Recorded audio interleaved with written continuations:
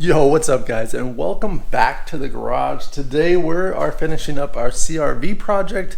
We have to do one very important thing before we can button up the top. We need to adjust our valve lash. This is a common service that you need to know how to do, is to adjust the clearance between the valve and the cam. Now, though, like we did, is we took off our head, took everything apart, and we're putting it back together, so we need to adjust it. But just over time, wear and tear, these can get out of adjustment. So anytime you have your valve cover off, it's a good idea to check the clearance between our cam shaft and our valves. And like, so this one, you can see right there, that one's pretty loose. On over here, this one's really tight. Now, of course, this is a mix-up, and we're pretty much gonna reset all of them today because I just threw them all back in there. Your valve train is excessively noisy. Probably need to adjust your valves on this. And I mean, if they're too tight, it kind of choke your engine out. It's probably not opening enough, letting it breathe enough. It might stutter on startup, cold startup, might have a hard time. Your valves might be too tight. Now, it's probably a little less common for them to be too tight unless something like this happened and you kind of mixed them all up.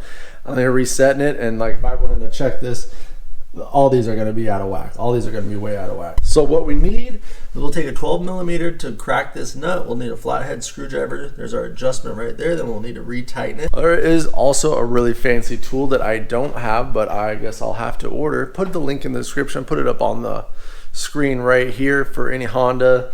It's like an all-in-one tool. You can adjust just with one tool. We'll have to do two, take a little bit more time, and then we're going to need a feeler gauge. This lobe to the top, that gives us the clearance down at the bottom, and then we just want to take our feeler gauge, and we're looking for like 7/1000 clearance. I want to slide it in here, and I mean that's pretty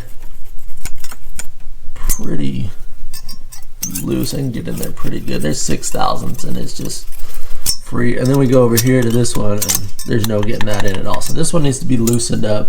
This one probably just needs to be tightened up just a little bit, I imagine. And look, that one's pretty loose.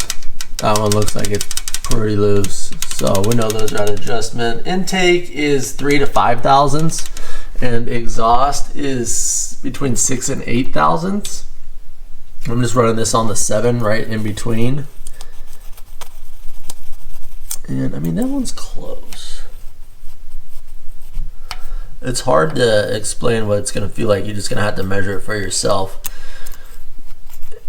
and just know how much. That one might not be too bad. We'll adjust this a little bit. So we're just gonna start back here on this one. We know this one's too tight, so I'm just gonna take my 12mm and we're gonna break this nut loose. And then we're just going to leave our 12mm wrench on there. We need to go loose, so we're going to go to the left here. Give that a little spin, and then let's measure. Yeah, it's still way too tight.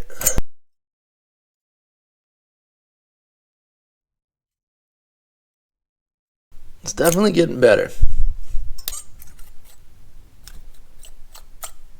Yeah, there we go. All right, now we'll jump over this one. This one's pretty loose, so we're gonna do the opposite on this one. We're gonna tighten this one.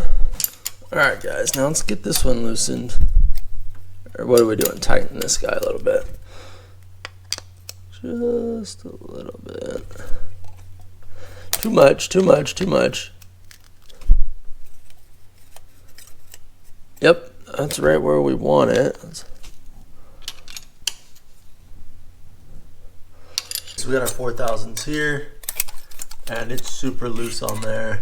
All right, guys, so that was one set, or one intake, one exhaust. Now we're just gonna spin the motor on. Do that to every valve on here and get it all adjusted, and you'll be well on your way.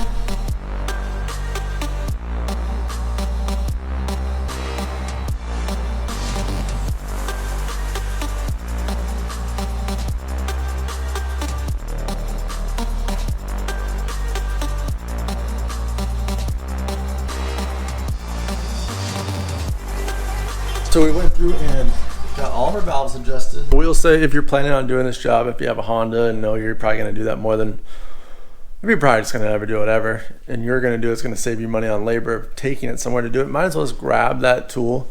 Got a link in the description for it. Save yourself the trouble, because running the feeler gauge, holding the wrench, try to adjust. That's 3. You only got 2 hands, so